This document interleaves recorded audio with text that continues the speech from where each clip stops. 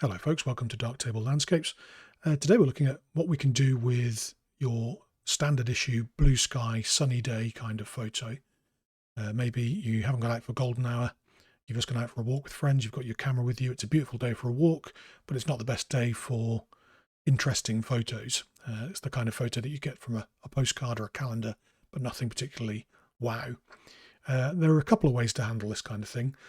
One way is to just go for it and embrace the bluebird kind of day that you've got. Another way is black and white to eliminate the blue. And another way is to go with a more kind of editorial style. And I think one of the masters of this is a guy called Finn Beales. Here's his website.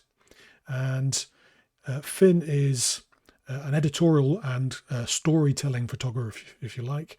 You can see here from his clients list, he does work for the likes of Audi, Omega, Aesop, various others. And he's not necessarily a landscape photographer, although landscapes feature quite heavily in his work. He's very much kind of an editorial photographer. And we can see that, obviously, being an editorial photographer, he's not necessarily always going out at golden hour, although he does get there when he can, I believe. You know, you have to work with what you've got. You've got a limited amount of time to capture a story, and you work with the light you have.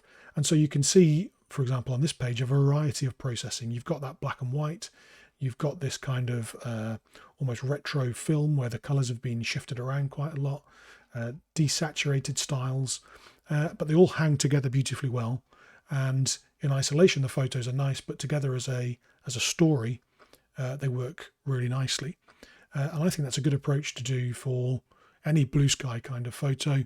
Take a few photos on your trip and build a small story out of it. So I'm going to use Finn here as inspiration, and I'm going to create a kind of a faded and soft look, a kind of a slightly retro look for this image here, which otherwise is kind of a generic blue sky kind of shot. This is probably about 10 o'clock in the morning. The sun is well up, and there's plenty of light around. So let's get going with processing this in a kind of an editorial Finn Beales style. So the first thing we're going to do is lens correction, just a basic. And then we will go for color calibration. We'll do our white balance. Let's see what Darktable comes up with. Let's set the area to a nice grey, or even the white of a mountain, say. That's not too bad, quite warm. Okay. And then we'll pop a bit of exposure on because our histogram is obviously skewed to the right. I was obviously careful not to blow out these highlights. There we go. And probably push it a little bit more. And let's do a crop as well. We'll go for that kind of cinematic crop. I'll not use any particular ratio, but let's just crop in to a kind of a style like that. Yeah, okay. And now we'll want to really kind of crush the blacks for that faded, filmy, retro-y kind of look, and likewise the whites. Not quite that much, a general overall contrast boost, but no true blacks or whites in the image really. As we can see from this shot here, this black in the around the bottom of that building is not really black. So let's go back to our scene. So now we'll grab color balance RGB. And normally my first port of call with color balance RGB is to boost vibrance, but in this case we want to actually drop it. We don't want anything too saturated in this image. So general drop of vibrance, maybe a touch of contrast, but not too much. And drop saturation in the highlights, I think, and maybe just a touch in the shadows, but not too much. We'll boost global brilliance. Let's see, we'll drop the shadows a little bit. I think maybe 15 or so. Maybe a hint in the mids. And drop highlights about that much. We don't want a kind of really high contrast, high detail, typical kind of landscape scene. We want something slightly softer and less defined. So that's fine. And now this is where we'll do most of the legwork. We'll go for color equalizer. And one of the things we'll notice from our kind of inspiration shot here is the blue is very desaturated, quite light. It's almost a grey blue rather than a true blue. So let's grab that blue about there. We will just shift our points along. And then we will click on the saturation tab and drag that quite a way down. And now we can really see that those blues have been heavily desaturated. And there's not a great deal of blue sky in this image. I will show some more examples of how we can apply this to other images later on as well with more blue sky. And what else shall we change here? So maybe a touch of brightness in that blue sky. This is quite saturated here. Again, looking at our inspiration, this is almost a dull yellowy brown. So let's see what color we have. If we control click this dropper here, we can, as it tells us, control click to select an area. So now we can do, say, this. That gives us a zone in our color picker here that shows what colors are in that area. So we'll drop our saturation here. And maybe shift the hue slightly. Yeah, only very slightly, I think. Okay. And we'll add a little bit of clarity, but not too much. Again, we don't want to pull out loads of detail. So contrast equalizer, and rather than use the preset, I'll just kind of refresh how we achieve a clarity effect. Roll the mouse wheel until it's bigger than the graph, and then just drag the whole curve very slightly upwards. Very slightly in this case, I think. Yeah, that's okay. And then we'll put a little vignette on it, I think. Again, so exposure. We'll duplicate the exposure. We'll use a drawn mask. We'll use a nice big ellipse. So at the moment, we're selecting inside. We use this tool here to reverse the polarity. There we go. And we'll drop the exposure.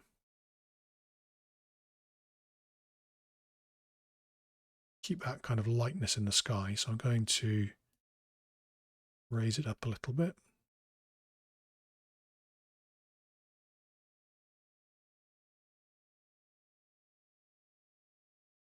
Okay. And in fact, what we could do is switch this to a drawn and parametric mask, and then we can kind of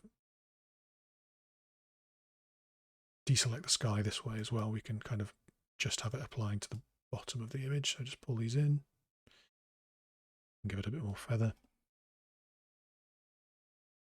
And then we just have kind of a bottom half vignette, which means we can probably go a little bit lower with it now. Shift and roll to bring that in, just to give it a bit more depth. Yeah, okay. And then a sharpen, so lens deblur medium. I suspect Finn is using a considerably more expensive camera than mine, so he's probably got nice sharp lenses, but some of us have to make do with post-processing sharpening.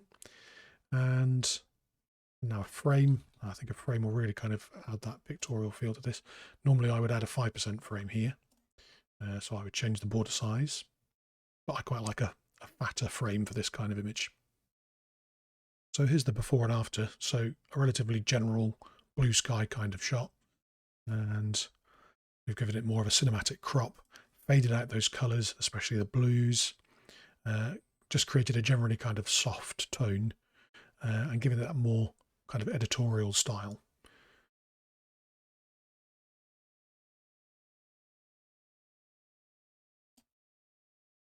So if you are doing a kind of an editorial style collection of photos, one of the key things is to try and keep a consistency of style throughout. If we look at Finn's website again, We can see that he maybe has 3 styles that he uses. This color fade here, a punchy, grainy black and white, maybe a kind of a teal and orange kind of process. And that kind of helps the collection hang together. So this is pretty easy to achieve in Darktable because you can copy settings very easily between photos. So here's the one we processed earlier. We can go to the history stack. I'm in the Lightroom module here rather than the Darkroom module, the light table module rather. So I'll zoom in here. So in the history stack palette, we can click copy.